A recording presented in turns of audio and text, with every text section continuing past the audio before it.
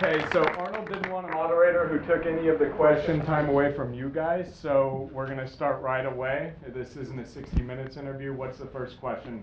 I'll call on you. Go. I don't think I've ever seen anything in the zombie genre quite like this, where it handles the turning of zombies so delicately in such a human way. I was curious where the idea kind of originated from, and then was the idea and the concept that was on the page end up being exactly what you wanted after the final cut? Like, did it change during the whole production and post-production phase? Interesting. Well, I think Maggie started 5 years ago, and so at that time, The Walking Dead was just a concept. Actually, I was working on The Walking Dead way back as well, and so since then we've seen The Last of Us, we've seen Life After Beth, we've seen In the Flesh, The Returned, every zombie piece imaginable. But what stands out for me, from Maggie, is that slow build. It's seeing the dramatic side of it and being able to show a more human, more intimate version of that. So for me, that really became a hugely interesting part of it. How can you show a family who are kind of breaking down, breaking apart over a slow period of time, which doesn't seem like the average box office fare, but for me it was an interesting, different take on the genre. Yes. This is your first time. This is your first feature, correct? As previously stated. I'm a young filmmaker as well, and I want to start doing features one day. And I just want to know, what advice would you give to a young filmmaker like myself that wants to do their first feature? I think the best piece of advice would probably be something that I kind of learned over during the past few years. It's find someone who supports your vision.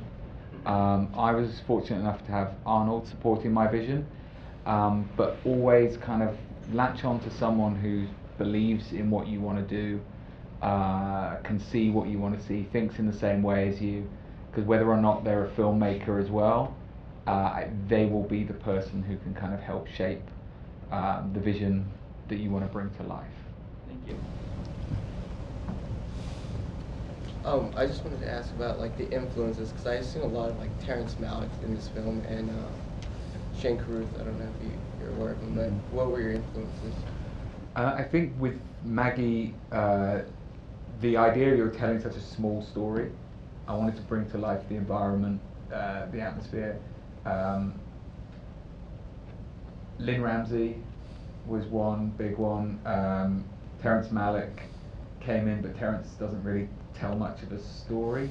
Right. And I think I worked on some visually though. Visually, yeah. I mean, I think where Maggie comes into an interesting space is, can you bring to life like that difficult way of telling a story and introduce more storytelling to it. The idea with Maggie is that you're seeing such a small fragment of people's lives that you want to explore the pain, the beauty that still exists in a dying world. And I think it kind of pushes it in a different way. We jokingly called the film 28 Days of Heaven as we were making it, which was kept us amused for a few days. And can I really quick ask that, Arnold, what got you interested in the project? First of all, just thank you to all of you for coming here today. We are very excited about that we have come up with this idea of doing a Reddit screening exclusively for Redditors. And I'm so glad that we have a full house here, and I'm very proud of Henry, who has done an extraordinary job with the film. I have been exposed to this film because I read the script. I read a lot of different scripts, and my agent was very persistent about this particular script because it was something so different from whatever else I've done in the past, and he just felt that it would be cool that if I have time between some of the bigger movies to do something small like that. and to do a real character piece, and to do something that is which ended up being the most human kind of a role that I've ever played, and also it happens to be the most human kind of zombie movie. So it was really a great experience. We shot it in 5 weeks. We did a lot of rehearsal. I got really along well with Henry, and I loved his vision. He came to me and talked to me about the film, and he had a whole photo album, this huge book with photos in there, showing to me what each scene will look like and what the lighting should be, and and all that stuff. So he was very well prepared, and so I knew that even though it was a first-time director, that I would be in good hands, because he understood the character and all the characters in the movie, and had a very clear vision of what the movie should look like on the end. And that's the most important thing, is to have someone with a vision and that is daring. And so for my job as the producer was not so much to do the financial stuff, because there's people around that do that, but to basically just to protect Henry from all of them, because producers sometimes they get very creative, and especially with the first-time director, they try to kind of tell him what to do, or how they want to see the scene to be played out, and studio executives come in a lot of times and do the same thing. And so I just wanted to protect him, because he had a very clear vision. So the last thing he needed is from them that have really no idea how to do a movie. They know how to finance a movie, but not how to do a movie, for them to tell him what to do. So I made sure that that doesn't happen. And even after the movie was finished, that he has, peace and quiet, so he can do the post-production and the visual effects and all those things. And that now when it comes to the promotion, that again, that we have a system in place on how to promote the film, because it's coming out on May 8th. We were not very pleased with the fact that they're not releasing it as a wide release, but they made a deal for video on demand, and so that's their prerogative. They all have to figure out always how they want to do their job. We figure out how we do our job, and so it has been a good relationship, and I hope that the movie will be seen by many people. Hey, Arnold, your performance in this was definitely the most human I've personally seen. I'm just wondering, was your performance more steered towards zombie movies, typical zombie movies, or was it more from a terminal illness point of view? Well, it could be either one, because it doesn't have to be zombie. It could be AIDS, it could be Ebola, it could be Ebola, it could be a cancer, it could be anything. It's just, I think that you have to just think about what would it be like to have your own daughter, since I have 2 daughters, what would it be like to have your own daughter go through this hell? And Abigail played the character really well. I never really felt when I worked with her that she was acting. I really felt that she was dying. It was she's so good, and it's the subtle little things that she does, and it was really extraordinary to work with her, to work with someone that is that good. And so that's, I think that you're as good as the people around you. And so with having a great director and having really great actors around me really helped me to really get into the character. Let's get someone up there in the black shirt. Yeah, Arnold, is this like the first time you've played a character that's ever actually shown any remorse for what you've done? Yeah, there was a lot of first times in this movie. Following up on that, this is also one of the few times you sort of haven't played into being Arnold on film. Did you enjoy going outside that toolbox? Yeah, that was what was attractive to me. First of all, it's one of those characters that I don't think I would have been able to play 30 years ago, because first of all, I wouldn't have been able to relate to the idea of having a daughter and having a dying daughter. I don't think that I would have been that interested in doing that in the first place. But now, at this age, and having been a father for 25 years, and not being as hungry about doing just big movies because it pays much bigger dollars. I have all the money in the world, so this is, I'm not, I'm not anymore, on this thing like, in the 80s, in 90s, there was this whole competition of who makes the most money, and so I climbed up, going to the top, and then there was this competition because Sly and me were the highest paid, and then I had to top him, then he had to top me, and then this is how the guy. So there was no room. It was kind of like who kills more people on the screen, and who kills them the most unique way, and who has the least amount of body fat, and all this kind of who has the biggest guns. So we grabbed guns. They were not anymore normal guns. They were like guns from helicopters and from tanks and stuff that normal human beings cannot even lift. But we just did it easy with one arm and a brrr, killing quickly 20 people and all this. So I mean, there was no room for a little movie like that. But the days since my goals are different, this was a perfect opportunity for me to play something like that. All the way up there in the white shirt. Hello. I have two questions actually. So the first one is, the father-daughter role is such an important part of the film, and I was just wondering if you and Abigail did stuff together to kind of have that bond before you got on screen and create that energy, or if you more pulled from your personal experience as a father. And then also, having played this character, what would you do in a zombie apocalypse? Well, I think I maybe would handle it the same way. I mean, I think this is really the only way to deal with the situation. I think, first of all, I used a lot of, seeing my own daughter in front of me.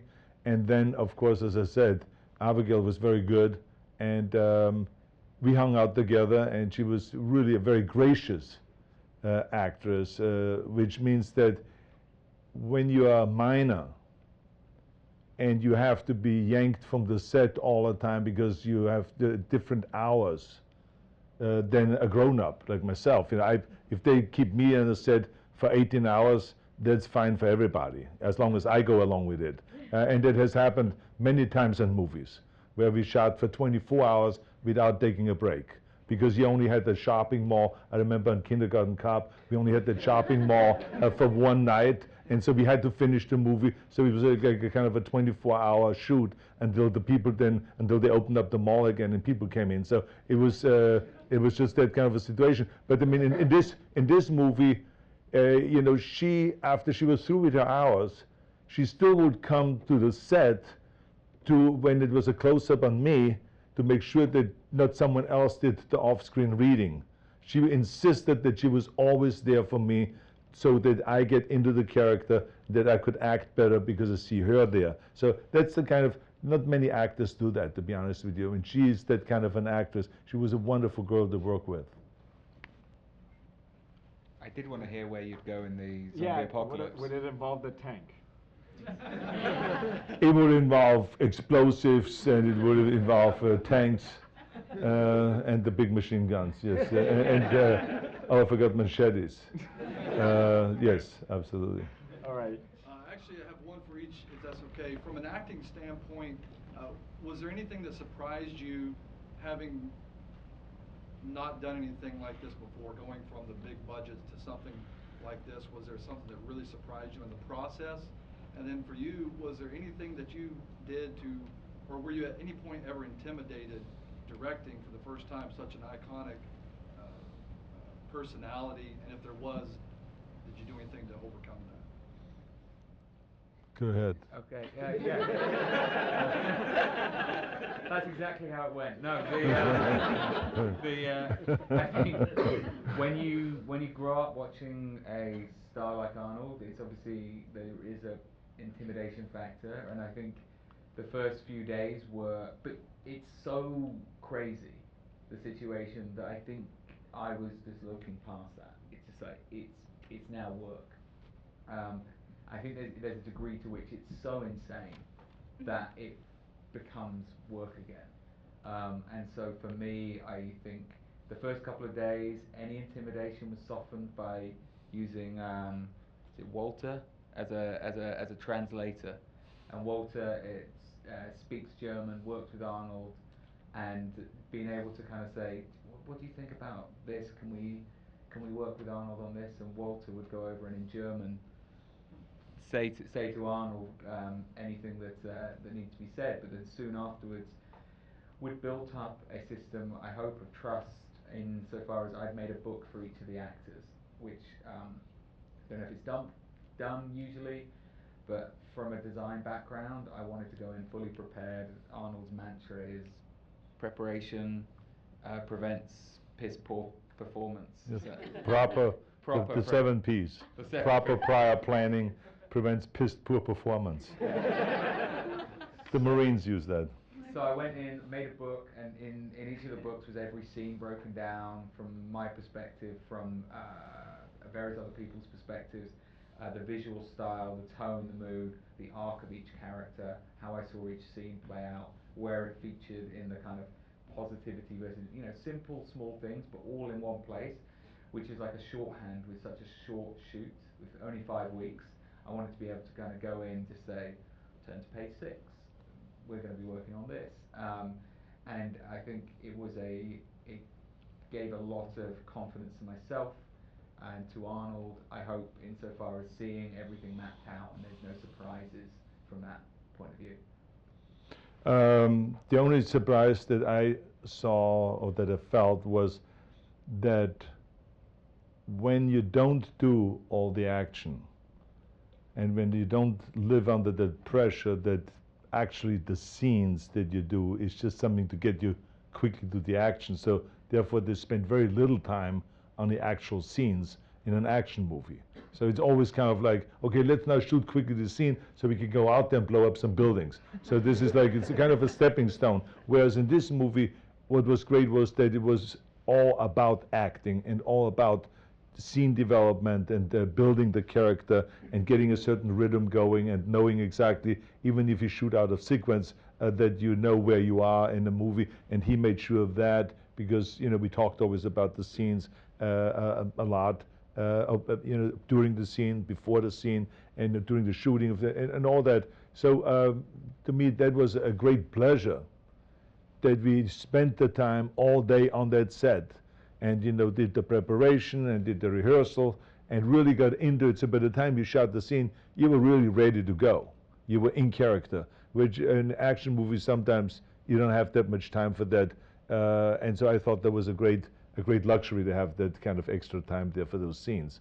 And as far as that Henry is concerned and communicating with me, I tell you that we cleared that as much as possible before we ever went to the set and shot, because I was explaining to Henry the way I work, that I agree to a certain director because I believe in that director, and from then on, he has total control over the movie.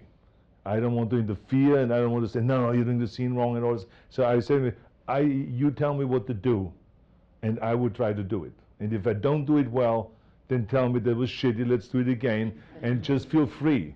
Because as I responded that well, or if you say, hey, I don't think it will work out like that, then I get challenged, and then I really kick ass and perform well. So just push the buttons, and I will respond to it. And he did an unbelievable job right from the day one. And I remember a few times I made sure to compliment him and say how well he's directing me. Then he started really feeling comfortable, and then and